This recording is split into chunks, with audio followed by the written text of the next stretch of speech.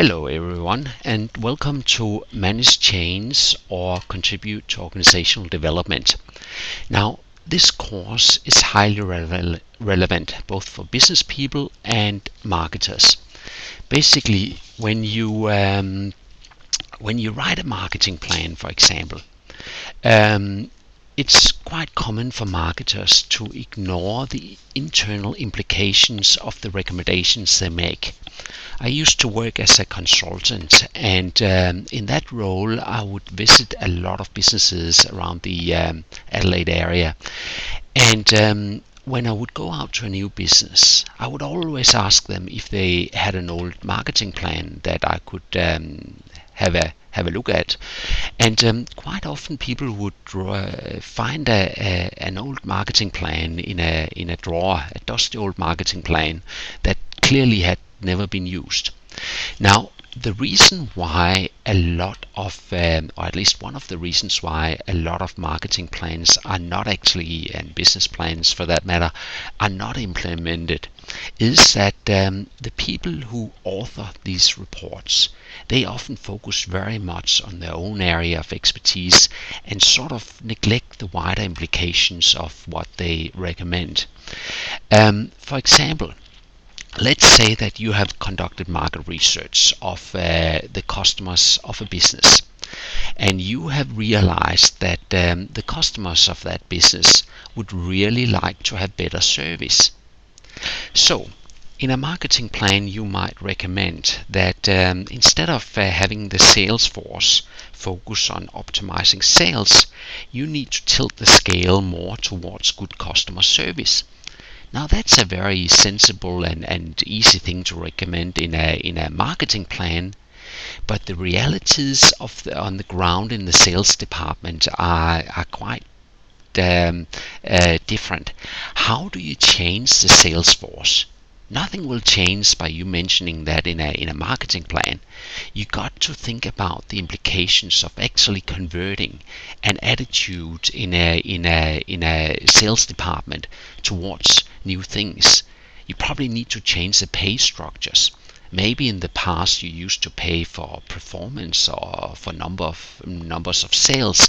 Now you need to pay people based on customer feedback. So, as a marketer, it's a very good idea to have an understanding for the implications of what we recommend. And that is what this subject here, to a large extent, is about.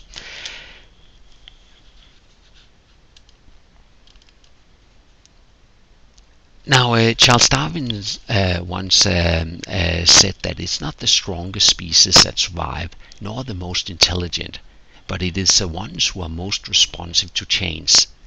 Now, that goes for species and it goes for businesses as well. It is very important that we as a business are able to change.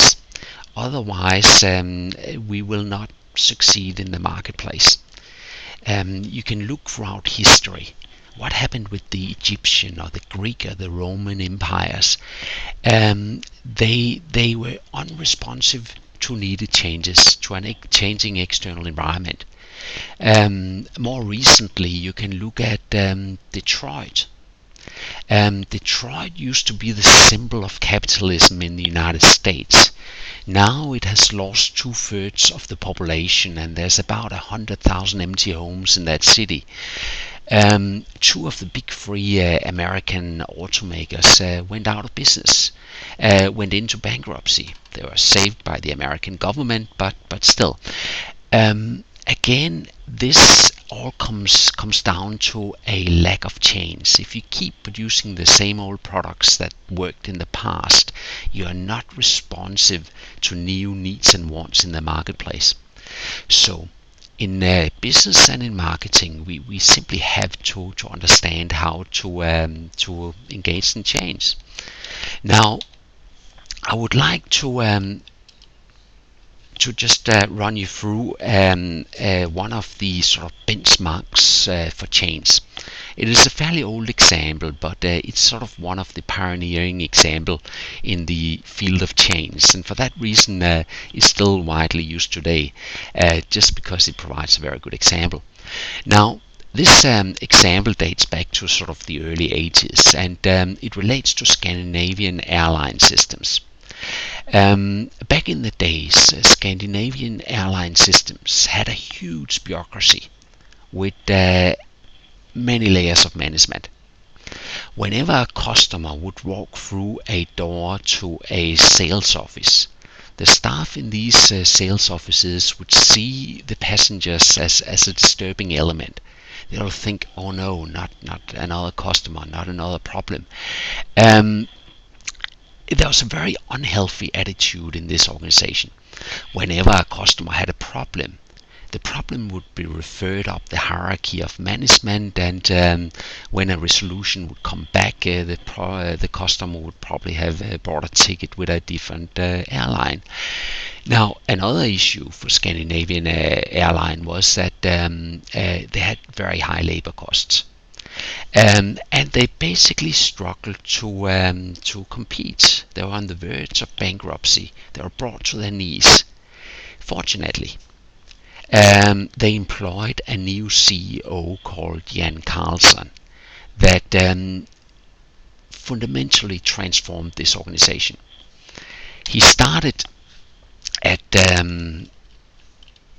if you look at this slide here, it's a very basic slide, but it's basically show a very traditional hierarchical organization, and that is what Scandinavian airlines used to look like.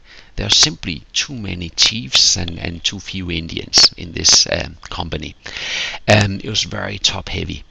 Now, what Jan Carlson did was that he basically got rid of a lot of top and middle management, and he transformed this organization into a very flat hierarchy, as you can see on this slide. And the result, he also sacked 13 out of 14 top executives in this company. It was really profound changes that they went through. Now, what happened as a part of this transformation was that people were taught to become business people. They used in the past to have been bureaucrats. They worked for a huge organization filled with bureaucrats and red tape. But Jan Carlson transformed it from an organization of red tape and bureaucracy to an organization filled with smart business people. The front line was empowered, and they were told to basically do whatever it would take to make a customer reasonably, whatever it would reasonably take to make a customer happy. Each customer contact was referred to as a moment of truth, and every single moment of truth, whether that was in a plane or in a sales office or on the phone to potential or current customers, should be used to its full potential to encourage loyalty. And people went on Learn to Smile seminars. They had to simply change their attitude. And of course, as you saw on the previous slide, there was a complete organizational redesign taking place.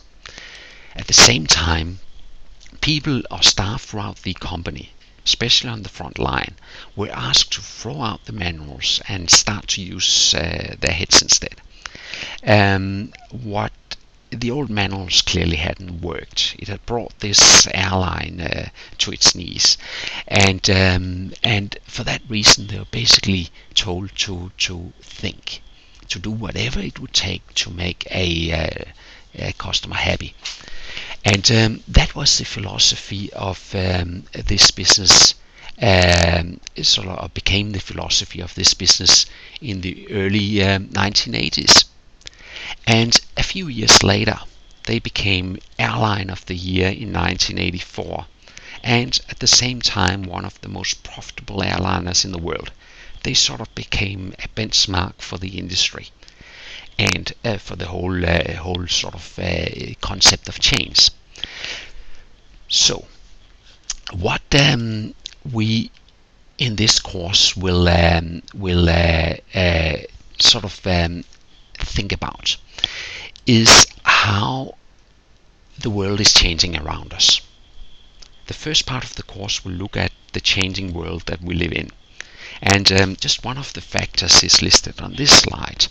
And more information is now being created every 2 days than was created from the beginning of time up until 2003. Now, how do we handle this information? How is your business handling this information? Are you keeping track of all the social media comments that is being made about your business? Do you understand what people think and feel about your business, what they like and what they don't like? A lot of businesses don't.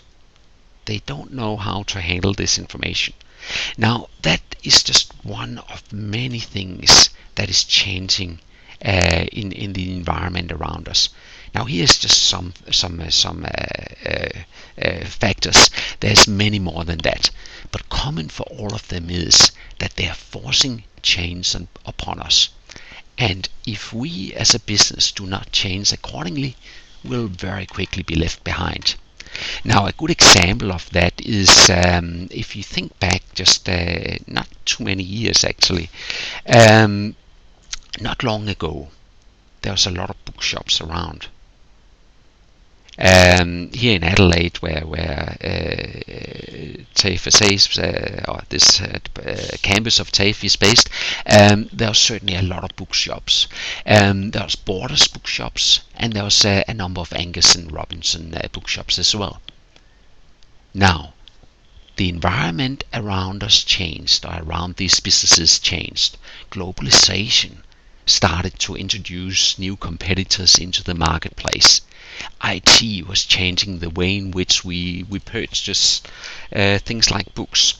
And corporations such as Amazon, that was much more in tune with the changes that were happening, basically prospered and grew. And where is today Borders and Angus and Robinson? There's not a whole lot of those branches left around, if any. So we need to really in business think carefully about what is going on around us. We need to keep our ear to the ground and understand what is happening so that we can continue to prosper and grow. And that is basically what this course is all about. And I believe that you will enjoy the course and basically enjoy the course. Thanks for your attention.